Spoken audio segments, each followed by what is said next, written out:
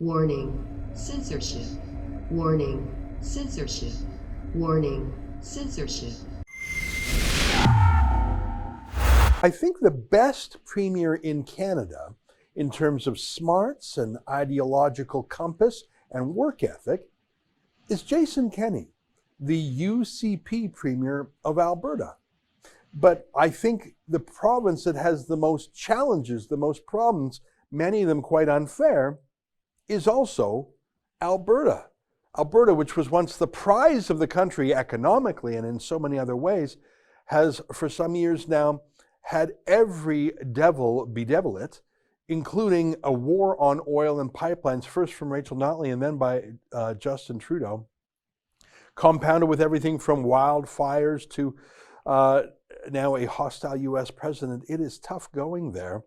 Joining us now via Skype from Edmonton to talk about the challenges faced by Jason Kenney, both external and the odd own goal, is our friend Lorne Gunter, senior columnist at the Edmonton Sun. Great to see you again, Lorne. Thank you very much for being here. You and I have both known Jason Kenney for quite a while. I used to be from Alberta myself. I think he's got the brain power and the horsepower to be the best premier, but my God, he's got a tough job, doesn't he? Tougher than any other premier, I put it. Yeah, no question on both of those counts. He is, as near as I can tell, the smartest politician leading a government in the country at the moment, and he has the government that's facing the most problems, and a lot of the problems are beyond their control. You know, there's only so much you can do about COVID. There's only so much that you can do about the pandemic and the costs that it's inflicted on the economy. But there's almost nothing they can do to revive the oil and gas sector in Alberta. They've done everything they can do, but the impediments now are all at the federal level, and there's nothing that they can do to move the shiny pony, as you used to like to call it, off of their anti-oil bubble. Prime example is Keystone XL, which the Biden administration, of course, canceled on the first day in office.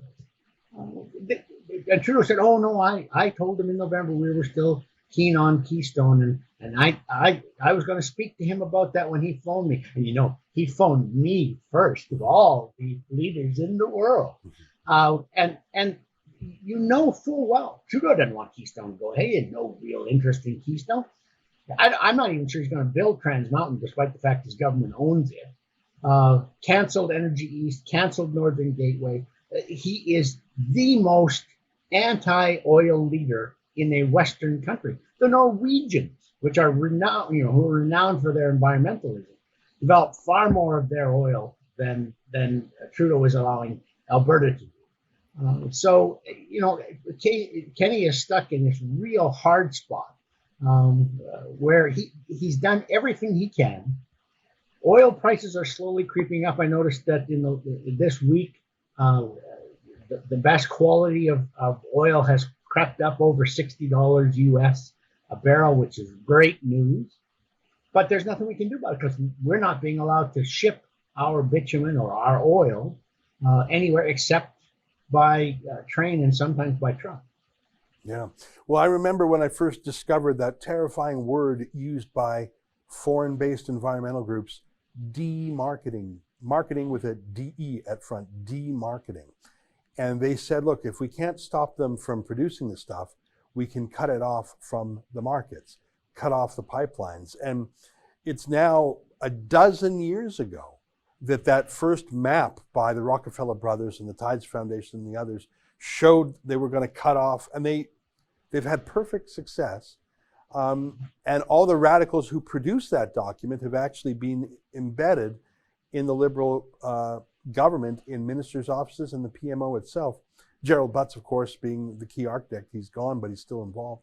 I find it very sad for the province that was once the mightiest of all. It's been cut down to size, as you say, but through no fault of its own. I want to talk a little bit about your article in the Edmonton Sun called Parks, Coal Mining Fiascos, an indication of how out of touch UCP is with the voter base.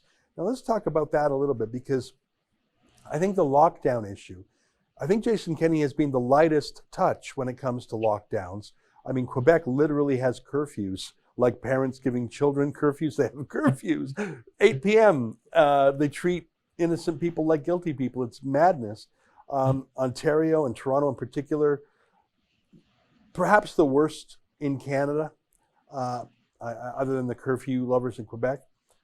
Jason Kenney has been the lightest touch, but I don't know, maybe it's because Albertans are freedom-oriented. When his own MLAs and cabinet ministers sneaked away for a beach vacation, which I'm not opposed to, but my view is if it's good enough for the rule makers, let the grassroots do it too. I think it was tonally so wrong. So ironically, he's been the lightest touch on the lockdowns, but I think he's faced the biggest blowback for the cheaters. Like Doug Ford's finance minister cheated, but Doug Ford hasn't had the same blowback. Yeah, no, I think that's absolutely right. I think Albertans were very reluctant to buy into a second lockdown. We did the lockdown in the spring because, we knew far less about the pandemic then. We didn't know how to deal with it as well. So we put up with that for about 6 weeks. But on the second one around, it was mostly affecting younger people. The death rate was lower in the second wave, despite the number of deaths being higher. There was far more infection. So the rate itself of people dying from it was lower, and people were kind of nonchalant a little bit about that. But as soon as the caseload got pretty heavy, Alberta started to say, okay, wear a mask when I go to the store, and I won't go to the movie theater, and I won't go to a hockey game. Yes, okay, fine. And it's worked really, really well. And the big thing, of course, was Christmas. I won't get together with my family. Long-standing tradition, as there is everywhere, of people getting together with big family groups and having a steamy, boisterous Christmas dinner inside with lots of food and lots of fun. And we decide, okay, we'll give that up. And should we go to Hawaii? Should we go to Mexico? I don't know. Maybe not. Let's decide. And I think most people decided they wouldn't. And then all of a sudden you have these UCP staffers and ministers and MLAs take off. And not only are they dumb enough to go, they're doubly stupid because they take selfies of themselves at, a carnival in Mexico or on the beach in Hawaii and post it on Facebook and say, hey, look what I'm doing. Woo-hoo. Yeah. Instantly. That's one of those things that people instantly understand. You can talk about whether or not someone benefited from insider trading, but sometimes it's really kind of hard to follow whether the rules were broken and it's a little too technical and complex. It's not complex. With you are sitting there in your basement with nobody except your household in small town Alberta, and here is your MLA. Oh, yeah, I'm having a party. Yeah. That's real easy to understand, and that's why he got that big blowback from it.